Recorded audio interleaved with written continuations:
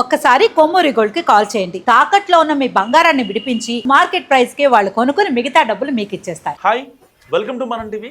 మనం ఉన్నది మన కోసం. నేను మీ జర్నలిస్ట్ మనోజ్. రేణు దేశాయ్ కీలక వ్యాఖ్యలు చేశారు. కుక్కలను చంపేస్తున్నారు. సో దానికి సంబంధించి ఏదన్నా చంపాలి, ఏదన్నా చెయ్యాలి అంటే జిహెచ్ఎంసీకి కానీ నాకు కానీ ఇవ్వండి, నన్ను కాంటాక్ట్ అవ్వండి అని చెప్పారు. సో దానికన్నా కూడా మగాళ్ళ మీద కొన్ని కీలక వ్యాఖ్యలు చేశారు. రేపిస్టులు అందరూ మగాళ్ళందరూ రేపిస్టులు కాదు, మరి కుక్కలు కూడా అన్ని కుక్కలు పిచ్చి కుక్కలు కావు అన్నట్టు మాట్లాడారు. ఎంతవరకు కరెక్ట్ ఏంటి మాట్లాడదాం. మనతో పాటు జూమ్ కాల్లో యాడ్ అయ్యారు ప్రముఖ అడ్వకేట్ రజనీ గారు. నమస్కారం మేడం. నమస్తే. నమస్తే మనోజ్ గారు. మేడం, రేణు దేశాయ్ వ్యాఖ్యలు మీరు సపోర్ట్ చేస్తారా? సార్ ఒకటి సార్, అది ఏ ఏ సిచ్యువేషన్లో మాట్లాడారు, ఏ భావోద్వేగంతో మాట్లాడారు, ఏ ఇన్సిడెంట్ అంటే ఆ ఇన్సిడెంట్ తర్వాత అలా రియాక్ట్ అవ్వాల్సి వచ్చింది అనేది చాలా కీలక పరిణామం. ఇప్పుడు 500 కుక్కల్ని ఒక మనిషి చంపేసి వాడి హీరోయిజాన్ని చాటుకోవడానికి 500 కుక్కలు చనిపోయిన వాటి డెడ్ బాడీల దగ్గర నుంచొని ఫోటో తీసి పెడితే యానిమల్ లవర్లందరికీ కోపం వచ్చేస్తుందండి. సో అక్కడ ఏమనిపిస్తుందంటే అంత ధైర్యం ఏంటి? అంటే ఒక పిచ్చి కుక్క ఒక పసిబిడ్డని చంపేసింది. ఆ పిచ్చి కుక్కని చంపేద్దాం. అంతేకానీ రాష్ట్రంలో ఉన్న కుక్కలు, దేశంలో ఉన్న కుక్కలన్నిటిని చంపేయమనే జడ్జిమెంట్ అది కరెక్ట్ కాదు. అలా జడ్జిమెంట్ కూడా సుప్రీంకోర్టు ఏమీ ఇవ్వలేదు. అతను ఎందుకు అలా సర్పంచ్ అచ్చుచావ పడ్డాడో నాకు తెలియదు కానీ అలాంటి జడ్జిమెంట్ కూడా ఏమి ఇవ్వలేదు. సో ఇక్కడ నేను ఒకటే చెప్తున్నాను సార్, బేసికల్గా మనం సభ్య సమాజంలో నివసిస్తున్నప్పుడు మనం ఎలాగ పుట్టి ఉన్నామో సొసైటీలో ఈ భూమి మీద, అలాగే తోటి ప్రాణులు కూడా పుట్టి ఉన్నాయి. ముఖ్యంగా చెప్పాలంటే నేను యానిమల్ లవర్ని. తర్వాత నేను ప్రతిరోజు ఒక 60 కుక్కలకి ఫీడింగ్ చేస్తుంటాను. అది కూడా 2-3 రెస్టారెంట్స్లో. నేను ఉండేది గుంటూరు బృందావన్ గార్డెన్స్ అండి, కృష్ణనగర్ ఏరియా. ఇక్కడ ఉండే 2 రెస్టారెంట్లో మిగిలిపోయిన బోన్స్ని, వేస్ట్ని, రైస్ని కలెక్ట్ చేసి ప్రతిరోజు ఒక 60 కుక్కలకి ఫుడ్ పెడతాను. నా చేతిలో ఒక బ్యాగ్ ఉంటుంది, అంటే బోన్స్కి సంబంధించిన కవర్లు 2 బ్యాగులు ఉంటాయి. నేను ఎంతవరకు పెడితే సుప్రీంకోర్టు కూడా కొన్ని కీలక వ్యాఖ్యలు చేస్తుంది మేడం. అసలు జంతు ప్రేమికులు మీకు ఒకవేళ కుక్కలు కావాలన్నా, ఇంకేమైనా పిల్లులు కావాలన్నా మీ ఇంట్లో పెంచుకోండి, అంతేగాని వాటిని తీసుకొచ్చి రోడ్డు మీదకి వచ్చి అక్కడ హరీ బరీ చేస్తానంటే కుదరదు అని చెప్పారు. సో అంటే ఇక్కడ కోర్టు వ్యాఖ్యలు ఎలా తీసుకోవాలి? యాజ్ ఏ రేణు దేశాయ్ మాట్లాడే హ్యూమన్ యాంగిల్ని ఎలా ఇక్కడ కామన్ మ్యాన్స్ ఎలా అర్థం చేసుకోవాలంటారు? కోర్టుదే ఉందండి, చెప్పేస్తుంది. సుప్రీంకోర్టు అత్యున్నత న్యాయస్థానం కదా, చెప్పేసింది ఆ జడ్జిమెంట్ని. రోడ్డు మీద కుక్కలు తిరగకూడదు, కుక్కల్ని ఊరు బయట పెట్టాలి అని. మీరు గంపెడు అన్నం ఇచ్చినా, కోట్లు ఇచ్చినా, వాటికి సంబంధించిన ఏ ఫీడింగ్ ఇచ్చినా అవి ఆ సందు దాటి బయటికి రావండి. వాటిని అందుకనే గ్రామసింహం అని సంబోధిస్తారు. అసలు మీకు అదే చెప్తున్నాను, మీకు వివరణ. నాకు చేతిలో 2 చికెన్కి సంబంధించిన బ్యాగ్స్ కానీ, రైస్ బ్యాగ్స్ కానీ ఉంటాయి కదా, నేను వాటికి ఫీడింగ్ పెట్టి పక్క సందులోకి వెళ్తుంటాను బైక్ మీద. మీకు ఆ వీడియో కూడా పంపిస్తాను, అది కూడా ప్లే చేయండి. అయితే ఏ సందులో వేస్తే కుక్కలు ఆ సందులో మాత్రమే తింటాయి. నేను ఆ కవర్ పట్టుకొని వెళ్తున్నాను కదా, నాతో పాటు నేను ఎక్కడికి వెళ్తే అక్కడ దాకా రావు కూడా. అవి ఆ సందులకే రాజు, ఆ స్ట్రీట్ వరకు. స్ట్రీట్ డాగ్స్ ఆ పక్క స్ట్రీట్కి ఇది రాదు, పక్కది దాన్ని రానివ్వదు. పక్క కుక్కలు వీటిని రానివ్వవు. ఈ కుక్కలు కూడా పక్క వాటి దగ్గరికి పోవాలని ఆశపడవు, ఎదురు చూడవు. ఆ సందులో వాళ్ళు ఏం పెడితే అవే తింటాయి, ఏమి పెట్టకపోతే పస్తులుంటాయి, అలాగే కొన్నాళ్ళకి చనిపోతాయి. కానీ పక్క సందులో ఫుడ్ ఉంది కదా అని పరిగెట్టుకుంటూ రావు, ఆ సందులోనే ఉంటాయి. ఆ స్ట్రీట్లో, ఆ సందులో ఒక 400 ఇళ్ళు ఉంటాయి, అపార్ట్మెంట్లు. ఇక్కడ 50, ఇక్కడ 50, అట్లా ఉంటాయి. మిగిలిపోయిన వేస్ట్ అంతా వాచ్మెన్తో బయట పెట్టేస్తే చక్కగా కడుపు నిండా తింటాయి. ప్రతి అపార్ట్మెంట్ గేట్ బయట ఒక నీళ్ల తొట్టి లాంటిది పెడితే వాటర్ తాగుతాయి. ఇప్పట్లో అండర్ గ్రౌండ్ డ్రైనేజ్ సిస్టమ్ వచ్చి కాలువలు అనేవి ఎక్కడా లేవు. చుక్క నీళ్లు తాగడానికి కూడా కుక్కలకి గొంతు ఎండకి తడారిపోతున్న పరిస్థితి. ఇదంతా ఎలా ఉంటుందంటే, ప్రతిసారి నేను మున్సిపల్ కమిషనర్తో పోట్లాడుతున్నప్పుడు ఆయన కంటికి కూడా నేను ఒక పిచ్చిదానిలాగానే కనపడతా. ఆ రేణు దేశాయ్ గారు ఎంత అగ్రెసివ్గా మాట్లాడారో, నేను మా గుంటూరు మున్సిపల్ కమిషనర్తో కూడా అంతే అగ్రెసివ్గా మాట్లాడతాను. ఆ కోపం అలాగే ఉంటుంది. కళ్ళ ముందు కుక్కల్ని అలా చంపేస్తుంటే, అవి కొన ప్రాణంతో ఎదురు చూస్తుంటే, అవి చచ్చిపోతుంటే చాలా బాధగా అనిపిస్తుంది. మీకు ఆవిడలో ఆ కోపాన్నే చూసారు, కానీ కోపం వెనకాల ఒక పెద్ద బాధ ఉంటుంది. కానీ మీరు ఒక్కటే ఆలోచించండి. అందుకనే పవన్ కళ్యాణ్ గారు వదిలేశారు. అంత కోపం అంటే ఏ రోజన్నా బయటకొచ్చిందా? ఏ రోజన్నా బయటకొచ్చారా ఆవిడ? ఎన్ని పర్సనల్గా ఇంటర్వ్యూలు చెప్పారు ఇప్పుడు తీసుకున్నారు. ఎన్ని ఛానల్స్ తిప్పి, తిప్పి, తిప్పి, తిప్పి క్వెషన్స్ అడిగారు. ఏ అవును. రోజైనా ఒక్క మాట గాని పవన్ కళ్యాణ్ గారి గురించి అగ్రెసివ్‌గా గాని, లేకపోతే ఆయన్ని తక్కువ చేస్తూ గాని ఎక్కడన్నా ఒక స్టేట్‌మెంట్ ఇచ్చారా? సో, ఇక్కడ ఒకటే మనం గుర్తుపెట్టుకోవాలి సార్. ఆవిడ కుక్కల వైపు మాట్లాడితే ఆవిడకేమొస్తది? ఉమ్, ఆవిడకేమొస్తది? దేని గురించి మాట్లాడుతున్నారు? ఆ 'రష్మి' గాని, లేకపోతే రేణు దేశాయ్ గారికి కానీ, వాటెవర్ ఇట్ మే బి మేమందరం కానీ ఎందుకలా పోట్లాడుతాం? మా విలువైన సమయాన్ని కోర్ట్‌లోనో, క్లయింట్స్‌తోనో అందరిలాగా కిట్టి పార్టీ లాగానో, షాపింగ్ మాల్స్‌లో ఎందుకు స్పెండ్ చెయ్యం? మేము ప్రతిరోజు పెట్స్‌కి ఫుడ్డేస్తుంటాము. ఎక్కడ ఆవులు కనపడినా దగ్గరలో ఉండే షాప్ దగ్గరికెళ్ళి ఆకుకూరలో, టమాటాలో, దోసకాయలో ఏవుంటే అవి తీసుకొచ్చి వేస్తాము. మేము నేనైతే ఎస్పెషల్‌గా సార్ గుళ్ళకెళ్ళి టెంకాయలు కొట్టి వేలుకి వేలుకి డబ్బులిచ్చి, చందాలిచ్చి ఏ రోజు చేయలేదు సార్. ఉమ్, ఇంతవరకు మా దగ్గరలో పెద్ద పెద్ద కట్టడాలతో కట్టినటువంటి అద్భుత కట్టడాలతో కూడినటువంటి దేవాలయాలున్నాయి. అవన్నీ నేను కట్టడాలుగానే భావిస్తాను. ఎందుకంటే దాన్ని కట్టించిన వారెవరు శాతవాహనులు కారు. లేకపోతే పెద్ద పెద్ద శ్రీకృష్ణదేవరాయల కాలంలో కట్టించినటువంటి శక్తిపీఠాలును కాదు. మరి ఎవరో వాళ్ళ బాగోగులు, వాళ్ళ కన్‌స్ట్రక్షన్‌కి సంబంధించి ఉమ్, వాళ్ళు కట్టుకుంటే ఉమ్, వాటిని కట్టడాలుగానే చూస్తా, నేను వెళ్ళను. ఉమ్, కానీ ఇక్కడ నేనొక్కటే ఓపెన్‌గా చెప్తుందేంటంటే, ఆవిడ మాట్లాడిన మాటల్లో కోపాన్ని చూడకండి. ఆవిడ బాధని చూడండి. ఆమె భావోద్రేగాన్ని చూడండి. ఎవరి కోసం పోరాడుతుంది. ఫర్ సపోజ్ పవన్ కళ్యాణ్ గారు. ఓటుకి 2000 ఇవ్వందే ఓటేయరు ప్రజలు. ఉమ్, 2 చోట్ల ఓడించారు ఆ ప్రజలాయన్ని. అయినా సరే ఆ ప్రజల కోసం వెంపర్లాడతాడాయన. ఇప్పటికైనా సరే, ఉమ్, ఇప్పటికైనా సరే మళ్ళీ ఓటుకి డబ్బులివ్వకుండా పోటీ చేయమనండి చూద్దాం. ఓపెన్ ఛాలెంజ్ ఎవ్వరైనా సరే. అవును. నేను రూపాయి పంచనండి. నేను పోటీ చేస్తాననండి. జీరో పాలిటిక్స్ అనండి. అవుతదేమో! ఉమ్, అలాంటి ప్రజల కోసం ఆయన పాటుపడుతుంటే, ఒక్క ముద్ద అన్నం పెడితే విశ్వాసం చూపించేటటువంటి కుక్కల కోసం ఈవిడ పాటుపడుతుంది. ఆవు ప్లాస్టిక్ తినేస్తుంది. నేను మొన్న లాస్ట్ టైము ప్రతి సంవత్సరం భవానీ మాల వేసుకుంటాను. వేసుకున్న ప్రతిసారి నేను ఆవులకి వెతుక్కుంటూ, వెతుక్కుంటూ పగలు, రాత్రులు అదే పనిగా పెట్టుకుంటాను. ఆ 11 రోజులు, ఆ 21 రోజులన్నా నేను డివోషనల్‌గా ఉండాలి. అదే పనిలో ఉండాలి. ఈ కోర్ట్‌లు, కేసులు ఎప్పుడు ఉండేవేనని. ఆవులకి ఫుడ్ పెడుతూ ఉంటే అవి రోడ్డు మీద పోస్టర్‌లని తినేస్తున్నాయి. ఉమ్, సరే ఒకప్పుడు కాగితాలు కదా! కాగితాలు కూడా తినొచ్చు. ప్రాబ్లమ్ లేదు. అరుగుతది. కాగితం గుజ్జు కూడా చెట్టు నుంచే వస్తుందేమో గదా! కానీ ప్లాస్టిక్‌ని తినేస్తుంది. అప్పట్లో పేపర్‌లు అతికిచ్చేవాళ్ళు పోస్టర్‌లు. ఇప్పుడు ప్లాస్టిక్‌వి మేకులు, మేకులు కొట్టేస్తున్నది. అవి నోటికి లాగి ఆ మేకులు గుచ్చుకొని, అబ్బా! ఒక విపరీతమైన వ్యాధులొస్తున్నాయి. వాటికి ట్రీట్‌మెంట్‌లు కూడా లేవు. నేను వెటర్నరీ హాస్పిటల్‌లో రెగ్యులర్‌గా గమనిస్తూ ఉంటా. ఏమేమొచ్చినియి, ఏ ఆవులొచ్చినియి, ఏ జంతువులొచ్చినియి, ఎట్లా ఉంది పరిస్థితి అని. సో, చాలా బాధగా ఉంటదండి. ఆవిడ బాధపడుతుంటే ఆవిడకి మించిన బాధ మేమంతా పడుతూ ఉన్నాం. ఉమ్, అసలిక్కడ ఎట్లా మాకేం చేయాలో తెలియట్లేదు. కానీ మీరొకటి గమనించండి. రాష్ట్ర గవర్నమెంట్‌లో సెంట్రల్ ఇచ్చినటువంటి డబ్బు కుక్కల బాగోగుల కోసం ఇచ్చిన డబ్బుని తినేస్తున్నారు. కక్కిన కూడుకి కుక్కలు ఆశపడతాయేమో నేను కాదు అంటారు. ఉమ్, ఆ కుక్కలు కక్కేసిన కూడుకు కూడా ఆశపడుతున్నటువంటి ఈ ప్రభుత్వాల్ని ఛీ! తు అని ఊసినా గాని సిగ్గురాదు. ఉమ్, ఈరోజు ఎంతమంది మున్సిపల్ కమిషనర్ల అకౌంట్‌లో కుక్కలకి సంబంధించిన డబ్బులున్నాయో చూడండి. ఎంత ఖర్చు పెట్టాడో అడగండి. కుక్కలకి ఆపరేషన్ చేసేసామంటారు. కుక్కలకి వ్యాక్సినేషన్ వేసేసామంటారు. కానీ ఎక్కడా కూడా వ్యాక్సినేషన్స్ జరగట్లేదు. ఉమ్, కుక్కలకి ఆపరేషన్‌లు చెయ్యట్లేదు.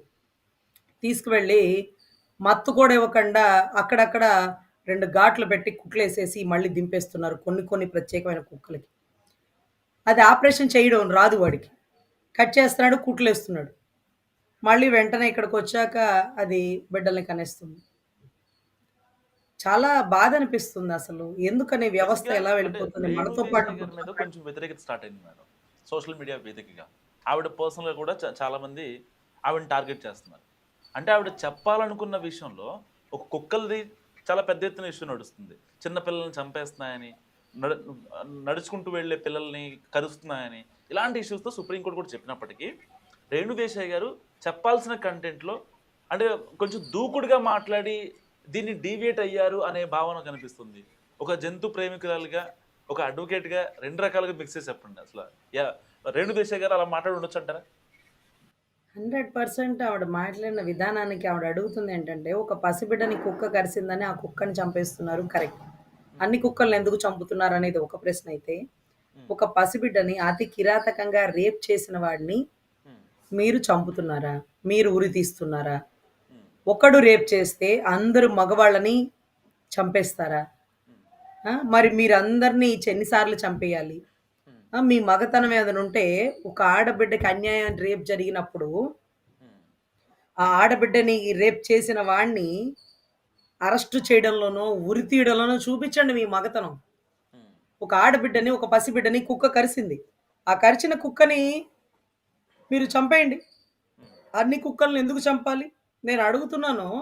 రోడ్డు మీద భిక్షాటన చేసేటటువంటి వ్యక్తులు, గవర్నమెంట్ హాస్పిటల్ గేట్ దగ్గర పడుకునేటటువంటి వ్యక్తులు, రైల్వే స్టేషన్ దగ్గర ఊడ్చుకొని అడుక్కునేటటువంటి వ్యక్తులు, వీళ్ళందరినీ కుక్కలు ఎందుకు కరవవు తెలుసా మీకు?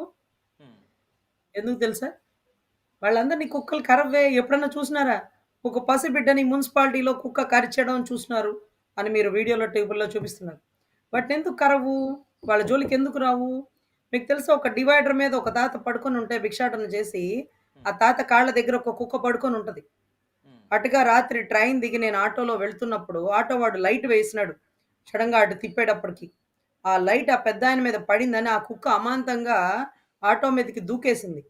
అంటే మేమేదైనా అతన్ని గుద్దేస్తామేమో అనుకునిందేమో. నేనప్పుడు "వద్దొద్దు ఇటు తిప్పు, ఇటు తిప్పు, ఆటో ఇటు తిప్పు, అది ఎదిగో మేమేం చెయ్యం, మేమేం చెయ్యం, మా జోలికి రాక మేమేం చెయ్యం" అంటూ పాపం ఆటో వాడు కంగారు పడిపోతున్నాడు. సో, అనిపిచ్చింది ఆటో వాడిని కూడా కరవలా. బెదిరిచ్చింది. "ఏయ్! ఇటు లైట్ తిప్పుతున్నావేంటి?" అరుస్తుంది. అదే రకంగా అక్కడ భిక్షాటన చేసిన వాడికి కాపలా కాస్తుంది.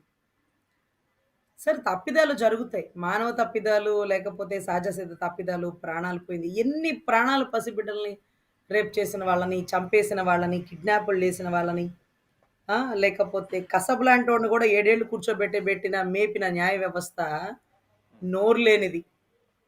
నోరు లేని కుక్క మీద ఎందుకు ఈ కక్ష? నోరు లేని జంతువుల మీద ఎందుకు ఈ కక్షలు? నిజంగా బాధ అనిపిస్తుంది. ఎక్కడో ఊరు బయట తీసుకెళ్ళి ఫీడింగ్ చేయమంటారేంటి? అవెందుకొస్తాయి ఊరు బయటికి? మీరు మీ సొంత ఊరిని దాటి తిండికి విదేశాలకి పోతారు కదా! సంపాదించడానికి దేశ దేశాలు, సముద్రాలు దాటేస్తారు కదా! మీరు కొన్ని కోట్లు ఇస్తానన్నా, కుమ్మం పెట్టి భోజనం పెడతామన్నా, పాపం అవి ఆ సందు దాటి బయటికి రావు. వాటన్నిటిని తీసుకొచ్చి ఊరు బయట పెట్టమంటారేంటి? అదే మేనకా గాంధీ గారు రేస్ చేసినటువంటి ప్రశ్న. మీరు ఊరు బయట వాళ్ళకొక పెద్ద స్థావరాలు కడతానంటున్నారు, ఐసోలేషన్ చేపిస్తానంటున్నారు, లేకపోతే వ్యాక్సినేషన్ అన్నారు, లేకపోతే వాటికి పెద్ద పెద్ద కట్టడాల్లాగా బోన్‌లాగా కడతానన్నారు కదా! అవన్నీ కట్టడానికి కొన్ని కోట్లు ఖర్చవుతాయి కదా! అవన్నీ కట్టండి. కట్టి అంతా కరెక్ట్‌గా వచ్చాక అప్పుడు ఇవి ఇంప్లిమెంట్ చేద్దురు గాని. ఈలోపు చేయడానికి వీల్లేదు. ఆ సందులో రాత్రుళ్ళు దొంగలు వచ్చేవాడు కూడా కొన్ని కొన్ని సందుల్లోకి ఎందుకు రాడో తెలుసా? ఆ సందుల్లో కుక్కలెక్కువుంటాయిరా, ఆ సందులోకి మనం పోలేం. ఒకటే సొన అని. సో, దయచేసి అంటే పిచ్చుక మీద కాదు బ్రహ్మాస్త్రం అంటారు చూడండి. బ్రహ్మాస్త్రాన్ని ఎక్కడ వాడాలో అక్కడ వాడండి. అన్యాయంగా రేప్ చేసిన ఆడబిడ్డల్ని, చావుకు కారణమైన మగవాళ్ళ మీద చూపిచ్చండి మీ మగతనం. అక్కడ వాడండి మీ బ్రహ్మాస్త్రాలు. నోరు లేని వాటి మీద కాదు. వాటి వల్ల తప్పిదం జరిగితే వాటినే చంపేయండి. అంతేకానీ అన్ని కుక్కలకి శిక్ష వేసేస్తాం, తీసుకెళ్ళి ఊరు బయటేసేస్తాం, ఇక్కడ ఉండడానికి వీలు లేదు, ఊర్లో మేమే బతకాలి, ఈ భూమి మీద మేమే పుట్టాం, మీరు ఊరు బయట ఉండాలి అంటే పేరు చివర తోకలు, ఊరు చివర పాకల్లాగా వాటిని ఊరు బయట పడేస్తే అవెందుకు బతుకుతాయి? అవెందుకు బతుకుతాయి? పొలాల్లో తిరిగేవి, పొలాల్లో తిరగడానికే అవి వాటి స్థావరం అనుకోని తిరుగుతున్నాయి. ఈరోజు మా సందుల్లో తీసుకెళ్ళే కుక్కని పక్క సందులోకి తీసుకెళ్తే ఆ పక్క కుక్కలు వాటిని ఉండనివ్వవు. ఈ కుక్కలు, ఆ కుక్కలు అసలు ఎక్కడా కుక్కలు లేకుండా ఉంటే మీకు తెలుసో లేదో, నేను కొంత భగవద్గీత, రామాయణాలు ఇవన్నీ చదువుతున్నప్పుడు మా పాపకి చెప్పాను. వసుదేవుడంతటి వాడే గాడిద కాళ్ళు పట్టుకున్నాడంటే గాడిదంటే ఎలా ఉంటది అని అడిగేది చిన్నప్పుడు. గాడిదలు లేవు, కనపట్ల. తర్వాత ఎప్పుడో ఒక 2 సంవత్సరాల తర్వాత ఒక పర్టిక్యులర్ ఏరియాలోకి వెళ్ళినప్పుడు అది గట్టి గట్టిగా అరుస్తుంటే చూడు చూడు నీకు ఆ రోజు కథలో చెప్పిన గాడిద అదే. ఇదే గాడిద. గాడిద గట్టిగా అరుస్తే మళ్ళీ అందరూ వింటారని వసుదేవుడు గాడిద కాళ్ళు పట్టుకొని ఇదిగో నా బాలకృష్ణుడిని ఇక్కడి నుంచి నది నుంచి తాగిపిచ్చాలి, నువ్వు అరవద్దు అంటూ చెప్పినటువంటి విషయాన్ని చెప్పా. వరాహమూర్తి అంటే ఏంటి అంటే పంది. అంటే పిగ్. సో, ఇంతవరకు వాటిని మా పిల్లలు చూడలా. అవి ఎక్కడుంటాయో వీళ్ళకి తెలీదు. కొన్ని కొన్ని రోజుల తర్వాత వాళ్ళని తీసుకొనెళ్ళి ఇదిగో ఇదే పంది అని ఎక్కడో చూపిచ్చా. అంతకు ముందు ఉండేవండి సందులో, గుంపులు అక్కడక్కడ తిరుగుతుంటాయి మా చిన్నప్పుడు. ఇప్పుడు ఎక్కడో ఊరు బయట ఉన్నాయి. అసలు లేవు అసలు. దాన్ని కూడా తినేస్తున్నారు. దారుణం. దాని మాంసం కూడా డిమాండ్ అట. గాడిద మాంసం డిమాండ్ అంట. పంది మాంసం డిమాండ్ అంట. రాను రాను కుక్క మాంసం కూడా తినేస్తారేమో నీచులు, నికృష్టులు అనేటటువంటి పరిస్థితికొచ్చింది. ఈరోజు పండగలొచ్చేస్తున్నాయంటే మళ్ళీ ఆవు మాంసాలు సేల్ అయిపోతూ ఉంటాయి పాపం. లేగ, లేగ దూడ అంటారు కదా పాపం. ఆ దూడను కూడా కోసుకొని తినేస్తున్నారు. ఎటువైపు వెళ్ళిపోతుందో వ్యవస్థ మళ్ళీ ఎక్కడి నుంచొచ్చామో అక్కడే ఆగిపోతున్నాం. అక్కడికే వెళ్లి చేరుతున్నాం. ఆది మానవులు. ఒంటి మీద సరిగ్గా బట్టలుండేవి కాదు. మాంసాలే తింటారు. అంటే అడవి జంతువులను తినేస్తుంటారు. వాటి నుంచి సభ్య సమాజంలోకి బట్టలు వేసుకోవడం నేర్పించి, ఆకులు, అలమలు, దుంపలు తినడం నేర్పించారు. వద్దొద్దు మాకు అదే బావుంది అంటూ మళ్ళు చొక్కాలు చించేసుకొని, చినిగిపోయిన ప్యాంట్లు. ఒకప్పుడు ప్యాంట్ చినిగిపోతే అదిగో దరిద్రపు మన ఎత్తునుంది. చినిగిన బట్టలు వేసుకోవద్దు తీసేయండి అనేవాళ్ళు. ఈరోజు ప్యాంట్లు చింపేసుకుంటున్నారు. మోకాళ్ళ దగ్గర, అరికాళ్ళ దగ్గర కనిపించిన చోట, కనపడని చోట అంతా కూడా చీదర పుట్టేస్తుంది వ్యవస్థని. వ్యవస్థ చీదర పుట్టేస్తుంది. మొదటి ముద్ద ఆవుకి, చివరి ముద్ద కాలభైరవుడికి అని చెప్తూ ఉంటారు. సో, ఖచ్చితంగా కాశీ కాపురాదినాథ కాలభైరవం భజే అంటూ కాశీని కాపు కాసేటటువంటి కాలభైరవుడు ఈరోజు మన కళ్ళ ముందున్నాడు. చిన్నప్పుడు అంటే పెద్దవాళ్ళు ఎవరన్నా కాశీకి వెళ్ళొచ్చాక గారెలు వండి, ఆ గారెలు తీసుకొచ్చి కుక్కలకి పెట్టి, కుక్కల మెడలో గారెల దండ వేసి వాటిని పూజించేవాళ్ళు. రోజు అన్నం ఒక విస్తరలో పెట్టి పెరుగన్నమో, మిగిలిన అన్నమో వాకిట్లో పెట్టేవాళ్ళు. ఈ రోజులు లేవు. మిమ్మల్ని అదేమీ చేయదు సార్. ఒకవేళ అవి ఒకళ్ళ బైక్ వెంట పడుతున్నా మీరు భయపడకండి. బైక్ ఎప్పుడైతే మీరు ఆపేస్తారో అవి అరవడం ఆగిపోతుంది. దొంగలే రైట్. ఆగకుండా పారిపోతారని దాని నమ్మకం పాపం. తెలీదు కదా! మనం అర్జెంట్‌గా ఫాస్ట్‌గా వెళ్తాం. అందుకే అది వెంటబడుతుంది. సరే మనం బైక్ ఆపేసి అక్కడే ఉన్నామనుకోండి, అది కూడా అరవడం ఆపేస్తుంది. ఒకవేళ అలా వెంటపడినా ఈ సందు వరకే, పక్క సందులోకి అది మీరు రమ్మన్నా రాదు. దానికి కూడా ధైర్యం సరిపోదు. సో, దయచేసి వాటి మీద మీ పంజాలు విసరకండి. యానిమల్ లవర్‌లుగా మేము ప్రతి చోట మేము పండగలప్పుడు వెళ్లి గోమాంసాన్ని వధ చేయకుండా, ఇక్కడ పర్మిషన్ లేదు. ఈ ఆవును చంపకూడదు. ఈ ఆవుని వెటర్నరీ డాక్టర్ సర్టిఫైడ్ చేశారా? చేయలేదా అని.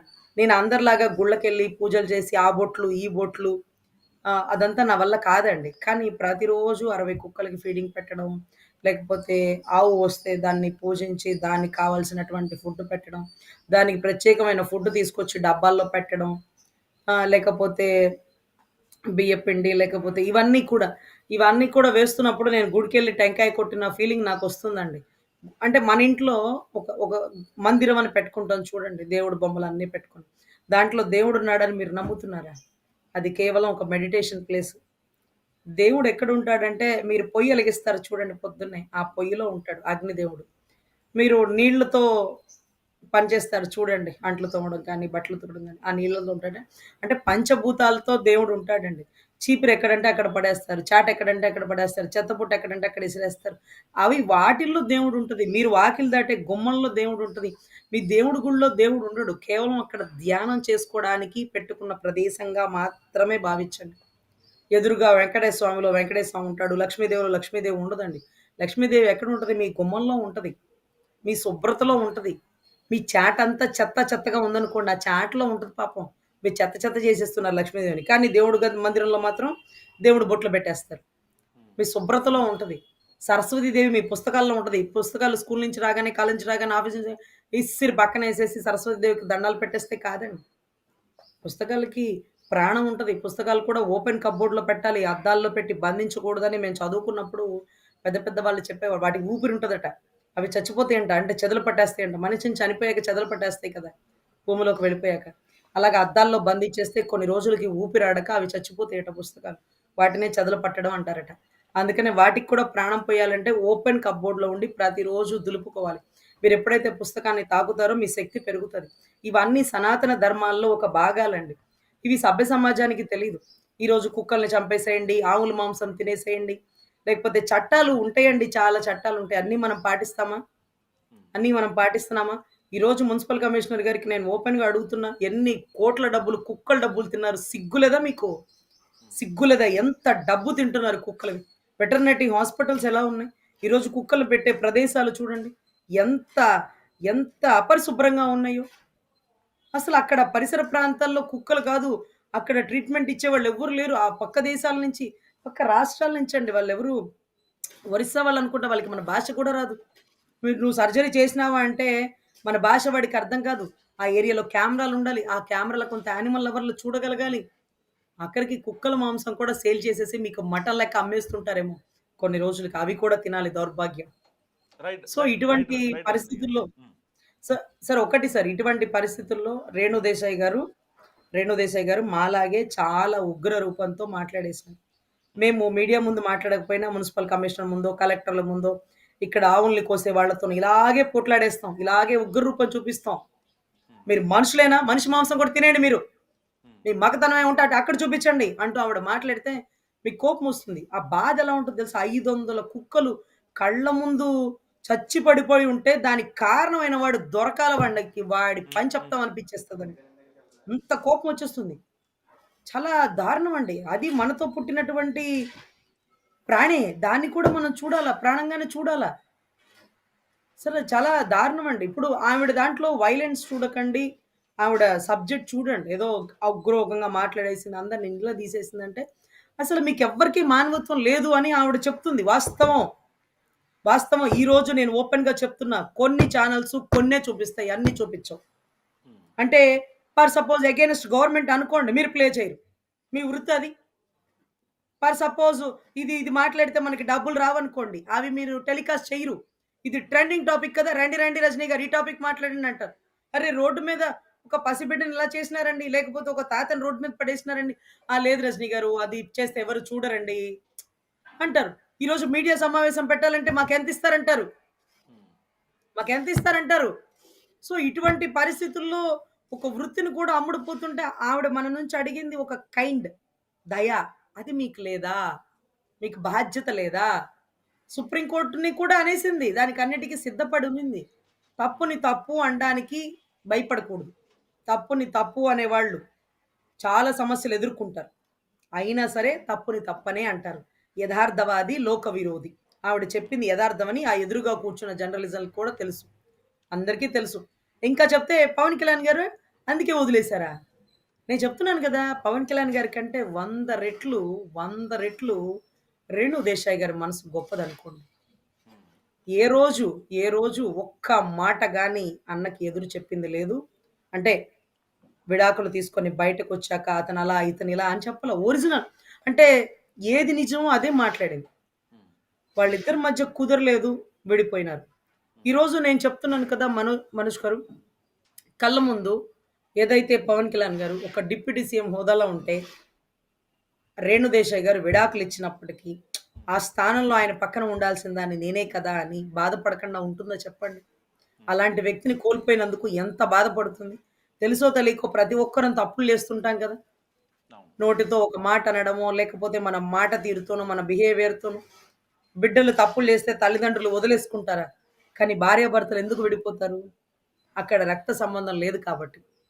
అన్నదమ్ములు ఎన్ని మాటలనుకున్నా కలిసిపోతారు. తల్లి కూతుళ్ళు, తండ్రి కొడుకులు ఎన్ని మాటలనుకున్నా కలిసిపోతారు. ఒక్క భార్య భర్తలే మాట తేడాలతోనో, భావోద్వేగాలతోనో విడిపోతారు. విడిపోగల బంధం అది. దీనికి రక్త సంబంధం లేదు. కానీ వారిద్దరి మధ్య ఒక సంబంధంతో ఇద్దరు బిడ్డలు జన్మించాక, అయినా కూడా వారిద్దరి మధ్య వాగ్వివాదాల వల్లో మరి కారణాలు ఏవైనా గాని విడిపోయినప్పుడు, ఆ తల్లి మనసు అప్పుడు ఒకవేళ ఏమనుకున్నదో, తర్వాత కొంతన్నా బాధ ఉంటది కదా! ఆ బాధని మర్చిపోవడానికి ఆవిడేమన్నా పెళ్లి చేసుకున్నారా? ఎంతమంది సినిమా స్టార్‌లు భర్తలు వదిలేసాక పెళ్లి చేసుకోలేదండి? ఆవిడకేమి ఆవిడ అందం తక్కువ, గుణం తక్కువ? అందం తక్కువ, గుణం తక్కువ. ఎందుకు చేసుకోలేదు? బిడ్డల కోసం ఎందుకు అలా కట్టుబడి ఉండిపోయారు? ఆవిడెందుకు స్లీవ్‌లెస్ వేసుకొని అందంగా ఎక్స్‌పోజ్ చేసి సినిమాలోకి రాలేకపోతుంది? పద్ధతి. ఎవరి పద్ధతులు వాళ్ళకుంటాయి. వీరిని మంచివాళ్ళు, వీరిని చెడ్డవాళ్ళని వీరు నిర్ధారించకండి. మీ కళ్ళ ముందు పవన్ కళ్యాణ్ గారు ఒక ఎవరెస్ట్ శిఖరం అయితే, ఆవిడ కూడా అంతే. ఆవిడ కూడా అంతే. ఆవిడకిచ్చే విలువ ఎప్పుడు మేము తగ్గమే. ఆవిడ కూడా వదిన లెక్కే మాకు. ఆవిడ కూడా మాకు వదిన లెక్క. మేమెప్పుడు ఆమెని ఒక్క మాట అనము, అనకూడదు కూడా. చాలా తప్పు సార్. ఆవిడ కెరియర్‌ని పవన్ కళ్యాణ్ గారితో పెళ్ళాక ఒక్క సినిమా అన్నా చేసిందా చెప్పండి? ఆయనతో చేసిన సినిమానే కదా 'జానీ అండ్' ఆవిడది కెరియర్‌లో నిలబడే టైం కదా! కానీ నిలబడలేదు కదా! తర్వాత అతనితో పాటే ట్రావెల్ చేశారు కదా! ఏవో ఇబ్బందులు పోనివ్వండి. మాకైతే ఆమెని ఒక్క మాట కూడా అనదలుచుకోలేదండి. ఇంకొకటేంటంటే, ఒకటే గుర్తుపెట్టుకోండి. ఎప్పుడైతే ఒక వ్యక్తి కాశీకి వెళ్ళొస్తారో, కాశీలో ఎక్కువ రోజులు స్పెండ్ చేసొస్తారో, అక్కడ కాలభైరవ ఉపాసన చేస్తారు. వాళ్ళు కుక్కల యందు అమితమైన ప్రేమగా ఉంటారు. దానికి ప్రత్యక్ష సాక్షి నేనే. 45 రోజులు కాశీలో మేము చేసినటువంటి ఉపాసన గాని, డివోషనల్ గాని, ఈరోజు కూడా మీరు కోట్లిచ్చినా నా డ్రెస్ మీద చున్నీ ఇంతే ఉంటది. మీరు వేల కోట్ల పదవులిస్తానన్నా మేము తప్పు పనులు చేయలేము. తప్పు మాట అనలేము. నేను తప్పు చేస్తే నా అన్ననైనా ఎందుకు నిలదీస్తానంటే అది నా ధర్మం. అది నా ధర్మం. కొన్ని పనులు నాకు నచ్చవు. అది నేను ఓపెన్‌గా చెప్పేస్తాను. 500, 500 కోట్లు మీకు లేవా మెడికల్ కాలేజ్ కట్టడానికని ప్రభుత్వాన్ని నేను నిలదీసేస్తాను ఓపెన్‌గా. 1750 కోట్లు పెట్టి ఎన్టీ రామారావు గారి విగ్రహం కట్టడానికి వీలు లేదు అంటూ నేను గట్టిగా అడిగేస్తాను. నాకది తప్పనిపిచ్చింది. మా సొమ్ముతో కట్టుకోవడం ఎందుకు? వాళ్ళ హెరిటేజ్ డబ్బులో, వాళ్ళ బసవ తారక డబ్బులతో కట్టుకోండి అని అడగాలనిపిస్తుంది. అడిగేస్తాం. దాంట్లో సందేహం లేదు. ఎందుకంటే మేము ధర్మాన్ని నమ్ముకున్నోళ్ళం. మేము తప్పుని తప్పనే అంటాం. అలాగ అనలేని వాళ్ళు మీలాంటి వాళ్ళు మీ పరిస్థితులు వేరు. మీరు అనలేరు. మీరు వదిలేయండి. కానీ ధర్మం ఎలా ఉంటుందంటే కఠినంగా ఉంటుంది. యథార్థవాది, లోక విరోధి. తప్పుని తప్పు అనాలి. 500 కుక్కల్ని చంపడం తప్పు. కొన్ని పనులు మీరు చేయడం తప్పు. అది నా అన్న చేసినా, ముఖ్యమంత్రి చేసినా, వేరెవరు చేసినా, నా కుటుంబ సభ్యులు చేసినా తప్పుని తప్పనే అంటాం. సో, అది అక్కడికెళ్ళాక వస్తదండి కాశీ. కాశీ నుంచే ఆది శంకరాచార్యులు గాని, లేకపోతే చాలామంది పెద్ద పెద్ద వాళ్ళు కానీ, నరేంద్ర మోడీ గారు కూడా పోటీ చేసింది కాశీ నుంచే కదా! వారణాసి నుంచి. సో, అది ఒక డివోషనల్ ప్లేసు. అదొక స్పిరిచ్యువల్ పవర్‌ని మాకు జనరేట్ చేస్తుంది. అందుకనే మనసు చంపుకొని అధర్మంగా ఉండుంటే ఈ పాటికి ఎప్పుడో పెద్ద స్థాయిలో ఉండేవాళ్ళం. ఇలా అద్దిళ్ళలో ఉండేవాళ్ళం కాదు. కానీ ఎక్కడున్నా మనం పడుకుంటే ప్రశాంతంగా నిద్ర పడతది. అది మేము రైట్. మనశ్శాంతిని కలిగి ఉంటాం. సో, ఈరోజు రేణు దేశాయ్ గారిని కూడా దయచేసి మనం తప్పుగా చూడవద్దు. ఆవిడ మనసు కనిపించింది. అంత భావోద్వేగంతో మగాళ్ళని కించపరిచింది అని మీరు అనుకోకుండా, ఏ పసిబిడ్డని రేప్ చేసిన ఒక మగవాడిని ఏం ఉరి తీస్తున్నారా? ఏమి చట్టాలేవి? కుక్కల మీద చూపిస్తారా మీ చట్టాలు? ఒక మనిషి రేప్ చేస్తే అతన్నే కదా మీరు శిక్షిస్తున్నారు. అందరు మగవాళ్ళని శిక్షిస్తున్నారా? అక్కడ చూపించండి మీ మగతనం. ఈరోజు సుగాలి ప్రీతి తల్లి పసిబిడ్డని చేతిలో పట్టుకొని, ఇంకొక బిడ్డ పసిబిడ్డని చేత్తో పట్టుకొని చనిపోయిన బిడ్డ కోసం పోరాటం చేసింది. అయ్యా! ఆ తల్లికి న్యాయం చేయొచ్చు కదా! ఒక చిన్న పిల్లని ఒక కుక్క కరిగేసిందని ఆ కుక్కని చంపేస్తున్నారు. ఆ కుక్కతో పాటు 500 కుక్కని చంపేస్తున్నారు.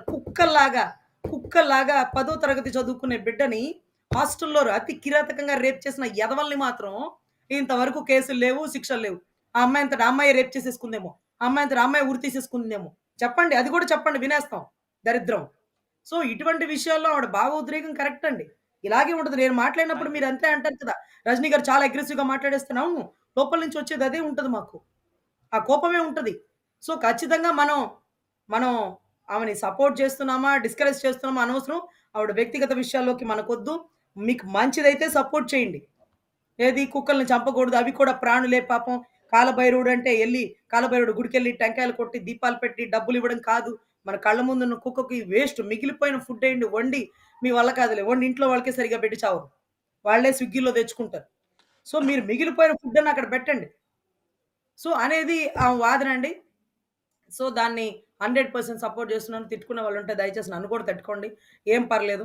ఏం పర్లేదు. కానీ నేను నమ్ముకున్న ధర్మానికి తప్పుని తప్పనే అంటాను. ఒప్పు చేసిన వాళ్ళని ఒప్పనే అంటాను కాబట్టి, సో, ఖచ్చితంగా చట్టాల్లో మార్పులు వస్తాయి. ఇంకా గూడా వస్తాయి. అంత తేలిగ్గా ఈ చట్టాన్ని ఇంప్లిమెంట్ చేయదు సుప్రీం కోర్టు. ఇప్పుడు కూడా ఎక్కడ కుక్కలు అక్కడే ఉండి ఐసోలేషన్ ఇవ్వండి. వాటిని కుక్కలకి ఫుడ్ పెట్టేవాళ్ళు వాళ్ళ ఇంట్లో ఉండి పెంచుకోండి. బయట కుక్కలకి రోడ్డు మీద కుక్కలకి ఫుడ్ పెట్టకండి. అవి తిండి లేక ఎండి సచ్చిపోతాయి అని కోర్టు ఇచ్చేటటువంటి సుప్రీం కోర్టు చట్టాలు కొంచెం మళ్ళీ పునరాలోచన చేస్తేలేండి. పునరాలోచన చేయకుండా ఉండదు. ఎందుకంటే సుప్రీం కోర్టులో చాలా మంది యానిమల్ లవర్లున్నారు. అచ్చంగా బ్రాహ్మణులు, గోవులకు సంబంధించిన గోవధల గురించి ప్రశ్నిస్తున్నటువంటి నైపుణ్యత గల లాయర్లున్నారు. సో, వీళ్ళందరూ కూడా ప్రశ్నిస్తారని నేను భావిస్తున్నాను. ఎనీవే మనకి నచ్చితే సపోర్ట్ చేద్దాం. లేకపోతే కామ్‌గా ఉందాం. కానీ ఈ పనికిమాలిన విమర్శలు చేయకండి. ఆమెని భావోద్రేకానికి గురి చేయకండి. ఆవిడ బిడ్డలతో ఆవిడ పని చేసుకుంటున్నారు. తర్వాత ఇది సోషల్ సర్వీస్ చేసుకుంటున్నారు.